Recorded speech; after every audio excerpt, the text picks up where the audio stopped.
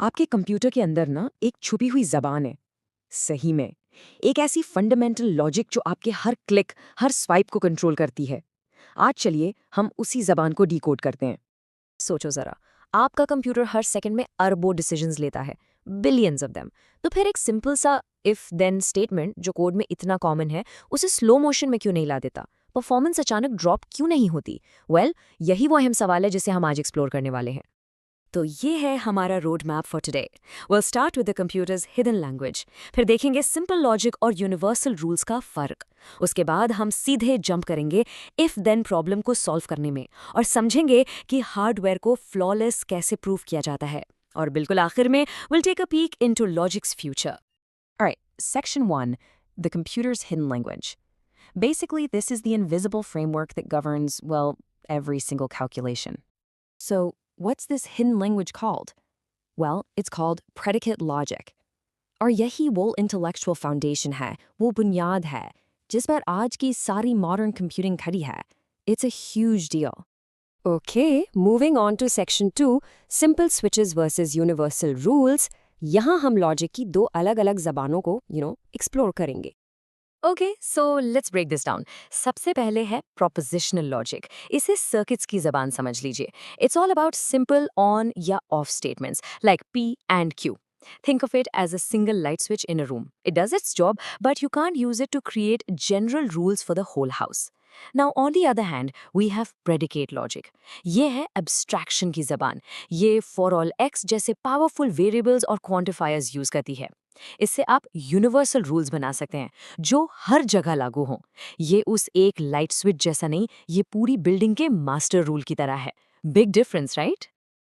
Now, this table is really cool because it shows you exactly how these abstract concepts translate directly into hardware. देखिए, logic का जो predicate है, वो chip पर एक actual physical predicate register बन जाता है. This is where theory literally meets silicon. Pretty amazing stuff. All right, section 3, solving the if-then problem. Now we get to the really practical stuff.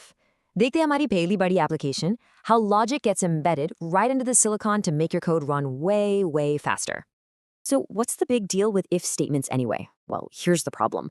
Modern processors use this technique called a pipeline. Think of it like an assembly line for instructions. But जब एक if statement आता है, the processor has to guess which path the code will take.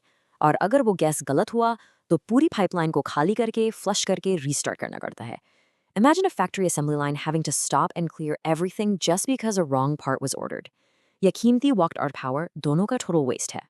So to solve this very problem, one of the most ambitious attempts ever was Intel's Itanium processor. ये एक नई philosophy पर base था जिसे कहते हैं EPIC, यानी Explicitly Parallel Instruction Computing. The core idea was simple but powerful. Shift the burden of dependency checking from the hardware to the compiler. Basically, compiler को इतना smart बना दो कि वो instructions को पहले से ही perfectly plan कर दे, ताकि processor को guess करने की ज़रूरत ही ना पड़े. A brilliant idea, in theory. But here's where the story gets really interesting. In the old ARM v7 architecture, almost every instruction could be conditional. This was great for simple processors. But then, in the new ARM v8, they removed this feature completely. Why? क्योंकि modern super fast processors पर ये एक bottleneck बन गया था. It was actually slowing the whole system down. So a great idea for older chips turned out to be a bad idea for the new ones. Fascinating, right? But the idea didn't die. It was just reborn in the form of vector predication.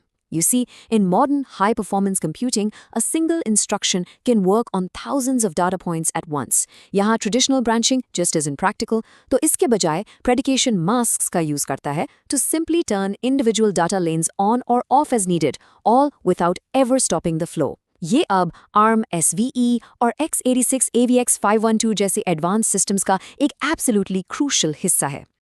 Okay, section 4. Proving hardware is perfect.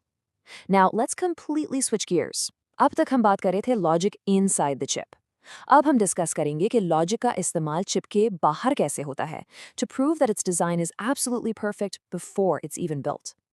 And here's the problem it solves. It's called the verification gap. देखिए, chip designs are getting insanely complex, just skyrocketing. but हमारी ability to test them with simulation, वो उतनी तेजी से नहीं बढ़ रही. और इस gap में bugs छुप जाते हैं.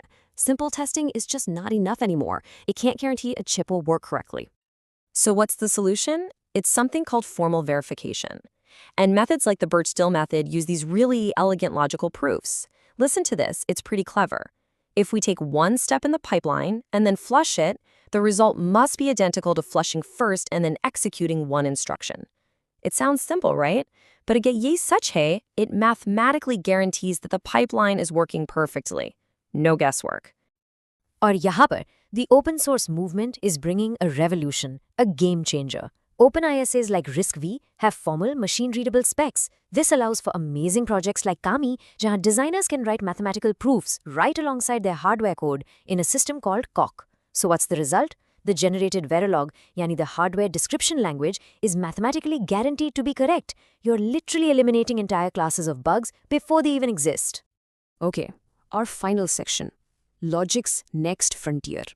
तो चलिए, logic के इन दो roles को, the one inside the chip and the one outside, उनको जोड़ते हैं और देखते हैं कि future कैसा दिखता है. एक ऐसा future जो mathematical certainty पर बनाया जा रहा है. So, where is all this headed? Well, for starters, security verification. We'll be using logic to prove that chips are immune to nasty attacks like Spectre.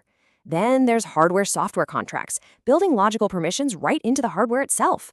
Or fear AI-driven proofs, using machine learning to help us verify designs that are just way too complex for any human to prove alone. Really exciting stuff on the horizon. So I'll leave you with this final thought. As our technology becomes mind-bogglingly complex, will proving a chip is correct actually become more important than just making it fast? What do you think? It's definitely something to ponder.